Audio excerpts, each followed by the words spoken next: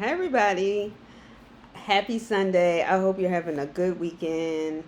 I hope you're having a blessed day. Um, so, I'm coming back to you for another book in my Free Black Women's Library Challenge. Some of the stuff I've been reading have been by black men and other authors. So, but I'm trying to keep up with the Free Black Women's Challenge. So, one book I just recently finished, and it's called Arrested Justice: Black Women, Violence in America's Prison Nation. And it was published in 2016. Let me just make sure I have that right. By NYU Press, New York University's Press. No, it was published in 2012. Okay. Um, but this book is absolutely amazing. And it is, I'm just going to let you know, it's a tough read. And a tough read because Richie, who is a professor at the University of Illinois at Chicago, takes a series of different case studies of black women, black girls, and how they have been treated and how their cases, when they are hit with violence by the police, intimate partner violence, also known as domestic violence, sexually assaulted, how those incidents either go unreported or have historically been so ignored they don't bother to report them. The cases of missing black girls, um, all this, and she documents this so well. And not only does she document these instances, she also has a whole chapter and parts throughout the whole book where she talks about the various black women's nonprofit organizations that are working to put black women at the center of our understanding of violence and to make sure they get the support and help that they need, right? Because so many people, unfortunately, get these ideas through movies, these old stereotypes, these Jezebels, women who just have sex regularly, have babies, are terrible mothers. And I always find it amazing that black women were great mothers when black women were enslaved. And once they were free and actually had the ability to take care of their own children, only at least for a short time, um, then all of a sudden they became terrible mothers. I find that amazing, especially since uh, in their consistent racism, always said that black people can't grow past the mental capacity of a child. But I did want to at least read this excerpt because I think it sums up a lot of what she deals with. And she talks about the lack of protection. And this is on page 119. I'm just reading it for you. You can decide whether you're interested in it or not. But she says this, all right? Black women who are hurt by male violence have limited social capital, social support, and opportunities for self efficacy. Some are young, isolated by the experience of being sexually assaulted and controlled by their boyfriend. In addition to their marginalized position because of their race and gender, women like Tanya are being raised in a household. And Tanya is a nickname for a series of cases of black women in Chicago, in particular, young black women who are abused and criminalized. Okay, so she uses Tanya as a name. Women like Tanya are being raised in a household without adequate economic resources where adults' ability to protect their children is compromised. They are preoccupied with basic survival needs. As I previously noted, the community rhetoric regarding the vulnerability of black men supersedes the needs that black women face. This is furthered by the anti-violence movement's over-reliance on the criminal legal system that targets young African American men.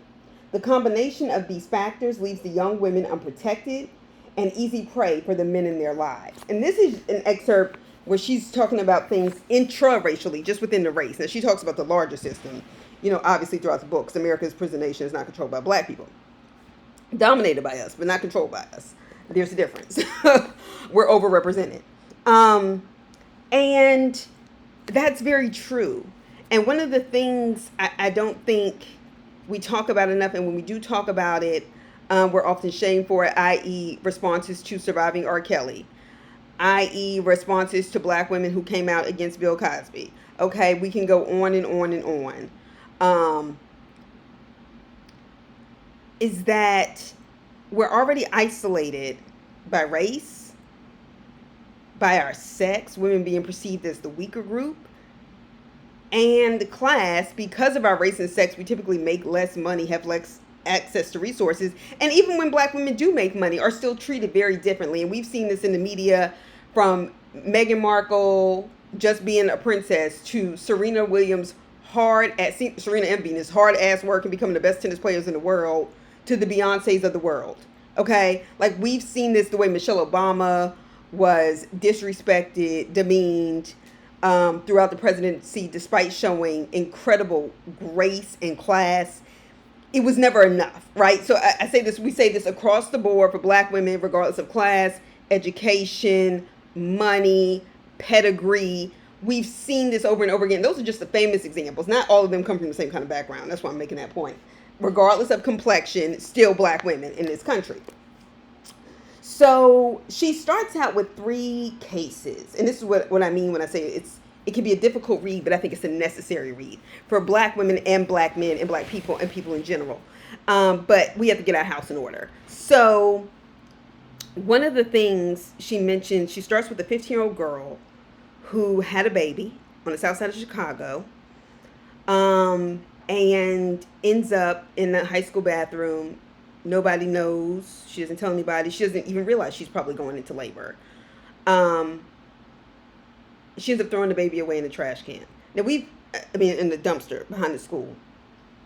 Now we can sit here and say we've heard these cases before. I mean, yeah, and that's the unfortunate part and also the sad part. But she emphasizes asking why and how do these things happen. And she talks about how the media in Chicago, and when it did make it to national spaces, but only for a smidgen of time, it became the same rhetoric around pathology. All right, like, oh yeah, she's a typical, kind of fast black girl. It's the lack of family structure in black neighborhoods that make this so on and so forth. And the bottom line is, the question is why? Why would somebody do that? How was somebody, a young girl like that, pregnant and nobody knew? How was a young girl like this put in this predicament and nobody saw any red flags in terms of her development, so on and so forth? And that should be alarming to all of us, because one thing I know that I've learned, and I'm glad, and I really do think my Christian faith has a lot to do with it, but it's important because there's plenty of Christians who don't think like this, that what happens to one can happen to any of us. So no, I didn't watch Surviving R. Kelly and say, yeah, but at least I grew up with my mother and father, this would have happened. No, I didn't have much money, but it can happen to anybody. And when you're a black woman, and particularly a black girl who was abused very early on, these things can happen to you. And the thing about books that is very important to me is that these things get documented, because otherwise people will act like these things have never happened to us and that there's never been any sort of source material. Oh, where are you getting it from? Did you hear this? No, this shit happens. The same way people take that approach with race. Okay, are you sure about that? Yeah, the fuck I'm sure. I've been living in this skin my whole life. Thank you very much. So keeping that in mind, and I do also want to read this part. And anybody who gets bored with reading this was probably not your video anyway.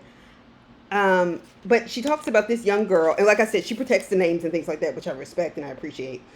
And she uses the name in this case of the girl, and she says, I'll use the name Tanya right now. That's what she says. To refer to an aggregate version, all right, of very similar cases where this racialized formula of gender and class, sexually promiscuous young girls turned into irresponsible young pregnant women, and then recklessly dangerous black mothers can flourish, in part because in many cases no one, no friend, family member, or advocate, no official representative from the state, and no reporter asked about these young women's lives outside of the tragic events, like placing a newborn baby in a dumpster. The fact that a dangerous series of abusive episodes could escalate in a young woman's life for years until everything spiraled out of control is astonishing. All the while, she could be repeatedly raped by her uncle, under her boyfriend's constant surveillance, and terrified of her family or community's response. End quote. So this girl was being raped repeatedly by her uncle, despite having two parents who, are working hard because they don't have basic, things. They have jobs, but they're poor. She was in an abusive relationship with her boyfriend. And here she was 15, so she may have gotten pregnant when she was 14. And then she was terrified of how her family and community would respond. And rightfully so, because she immediately became the fast girl and just does stupid stuff. And that's what happens in these black communities. And their homes are so broken, so on and so forth. No. She had her whole family and was still in an abusive relationship at that age. You can be present and still be absent.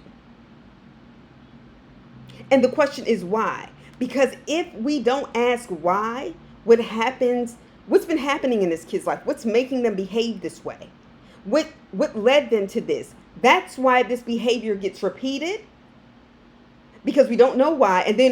And also, when we do know why, acting like, well, but they could have, and they should have, instead of also seeing ourselves as adults in the community to make sure this doesn't happen. I don't have any kids. Not really into having any kids at this point in my life. But I teach plenty. And these are the kind of things I feel like we all need to be informed of so that we are cognizant when we see certain kinds of people and certain kinds of behavior in public and other places. How did this person get here? And as a historian, it's always my question, how did we get here? But particularly, these cases bring to light these things. And also, there's another case in here about the New Jersey Four. I had not heard of this particular group of women until I read this book. But the New Jersey Four were 4 African-American lesbian women from New Jersey who had just gone into Greenwich, which we know is a very gay-friendly, the Village neighborhood. Of course, the white gays had gentrified or whatever. But anyway, they go. True, though. They go into the neighborhood, right? They're just having a night out. They're on their way back into the train. Another black man comes out and assaults one of them, a masculine-looking female. And these are 4 women hanging out as lesbians. And so, of course, her friends react by, trying to protect her, so on and so forth. And another black man intervenes to try to get this man off of her. But the next thing you know, there's a knife out, this and the other. They're hit, they're hurt. The black man who jumped in and tried to protect them, and this is all on camera, by the way, he's never called into court. They never allowed his testimony. These 4 black women end up getting sentences from anywhere, approximately, I think, 5 to 15 years apiece, with the exception of one. But they're all incarcerated for this and eventually get out. Like I said, she mentions the advocacy of the parents, of the family. And these 4 women were lucky to have families who accepted the fact that they were gay and lesbian and looked out for them and were demanding justice. But that is a real long, hard call. So when we talk about intersectionality, the things that people do not understand is that intersectionality, Kimberly Crenshaw came up with that to define intersectional oppressions, not intersectional identities. Yes, you can be a white woman who's rich. We're not talking about intersectionality. That's not an oppression in a capitalist society. Cut it out. Intersectionality is about intersectional oppressions. So to be a black, gay woman who's poor, 4 of them, in this predicament, and they go to jail for defending themselves, one perpetuates the idea of violence against women and that it can happen anyway. The idea that women who do not fit into the heterosexual norm also can be targets of this sort of violence out of the resentment of men who don't like the fact that they're gay and want to force them to be in a heteronormative space. And I guarantee you the man who attacked them has been abusive sexually and everything else to other women throughout his life. He claims he was assaulted after he started fighting. And my this is on tape. How do I know? Because when I read this book and she talked about a documentary in the making, as I read it, I realized, oh, the documentary had already been made. And the documentary is called, and you can see, and it's not even a long one, but it makes the point. It's called Out in the Night. And I had bought it on Amazon. Out in the Night. And it's an hour and 15 minutes. But it helps give you insight into what can happen to black women. And then the other case study, these are just the main case studies at the beginning to help you contextualize it, is a black woman who had lived in public housing, who had lived there for 27 years, that particular building. 5 undercover white police officers had been targeting her and assaulting her for 3 months. And even she goes into details about why this woman, after the neighborhood was becoming increasingly desolate because they were gentrifying it in Chicago. And she had been protesting how the Chicago Housing Authority had not done its job, so on and so forth, how there needs to be affordable housing in the city of Chicago. Anyway, they forced her up against Alexa off. They forced her to give up her keys. They literally push her up against a wall in the alley, force her to give her keys, make her take them, these 5 undercover, all white, all young, all officers apparently with badges. They come into her home. They make her son, his friend that are there, face down on the floor. They're violently hitting them, make her give them the drugs that they claim she has. She did not. She ends up having to give them the only $100 that she has that's hidden, like extra money. They then make her strip naked, spread eagle on the floor. Okay? Like, these are real stories. These are recorded. Okay? And I know she has a whole bibliography because I wanted to know where this stuff was. Spread eagle on the floor, and then proceed to grope and grab her looking for the drugs. And this happened like multiple times over the course of 3 months. And then she goes to court and gets no justice because of the kind of protection police have as opposed to black women. And the reason why I read that quote at the beginning is because of the narrative, right? That black men are the largest target, so on and so forth. This is not to say, and I hate that I even have to give this disclaimer, that somehow, things that happen to black men aren't real. They are targets by the police, so on and so forth. We see that with the incarceration rates, so on and so forth, period. But in my experience, it is very rare, and I say rare because you have the Candace Owens of the world, which are like, they're small, but they exist. It is rare that black women, you ever hear them denying the oppression of black men. It is regular, however, that black women are demonized by black men for their assertiveness, for them not capitulating or being under a certain structure in the household that white people created. Even them hoteps will want to be a part of that structure. But you're taking on a white interpretation of biblical structures from 2,000 years ago. But you can reinterpret everything else. And black men will say, well, this is not about black women. They have it easier, so on and so forth. No, we don't. Black women who were enslaved, this whole idea that they were laying up with the master and that made life easy for them, they were being raped.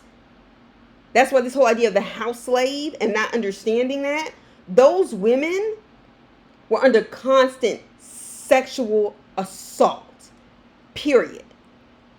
Children born to house servants were more likely and more quickly to be sold because they were representations to the mistress of what her husband had been doing and embarrassment.